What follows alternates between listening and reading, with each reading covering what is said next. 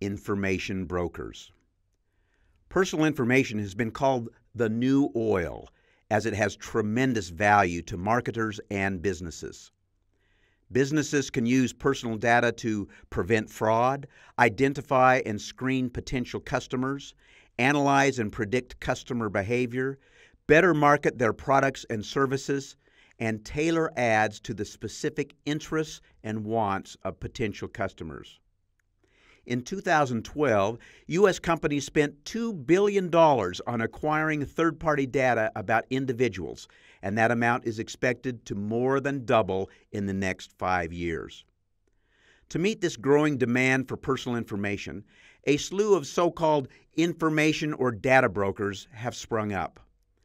Data brokers are simply resellers of information, companies which collect personal information about individuals from a variety of public and non-public sources and then compile, package, and sell that information to others.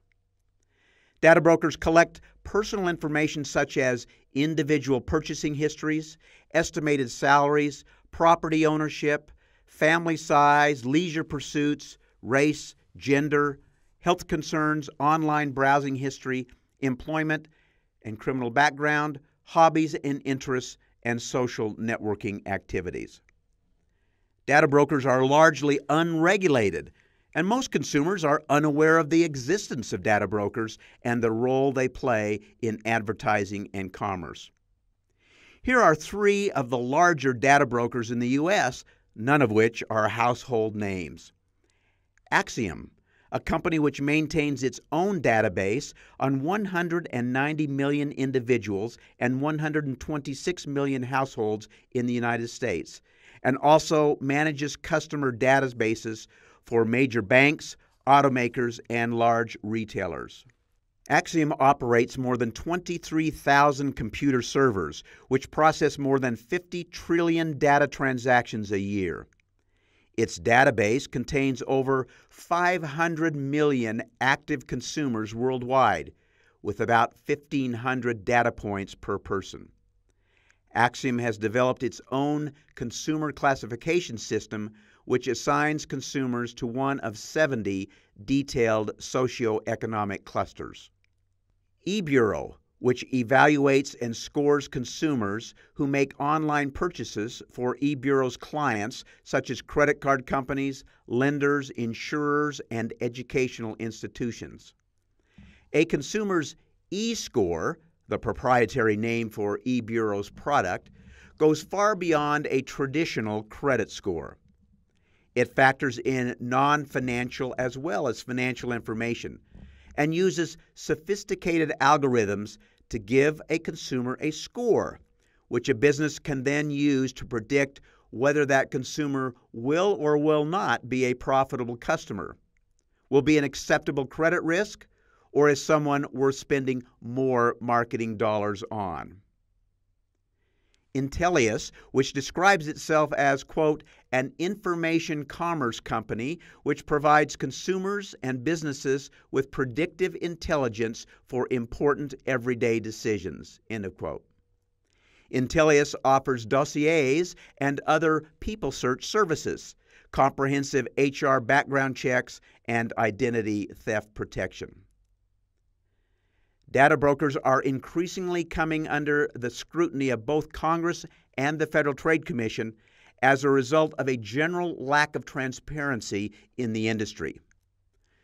Government regulators are concerned not only about privacy, but also about businesses using the information from data brokers to score, profile, or segment consumers in order to discriminate or limit the kinds of financial, insurance, health, education, or other marketing offers certain consumers receive.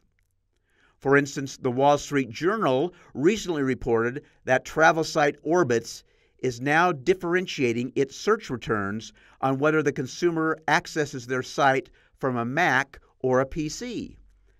Apparently, Mac users spend an average of 30% more per night for hotels than PC users.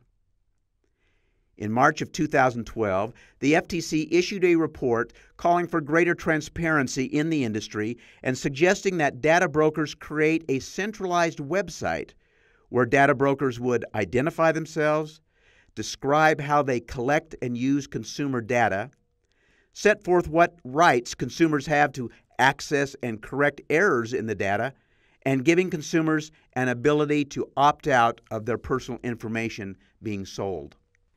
In December of 2012, the FTC issued administrative subpoenas to 9 data brokers requiring them to respond to a detailed set of information requests.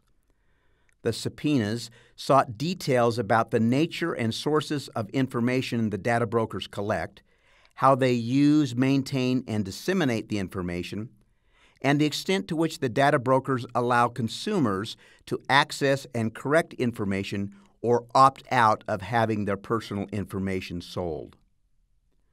2 years later, in May of 2014, the FTC issued a lengthy report criticizing the data broker industry for its lack of transparency and the failure to provide consumers with meaningful choice regarding the collection and use of their personal data.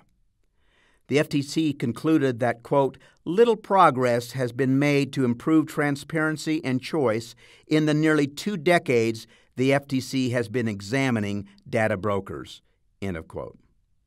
Selected portions of the report are required reading for this week's class discussions. The industry has responded that government regulation is not needed, that it will stifle innovation, and that industry best practices and self-regulation are preferable.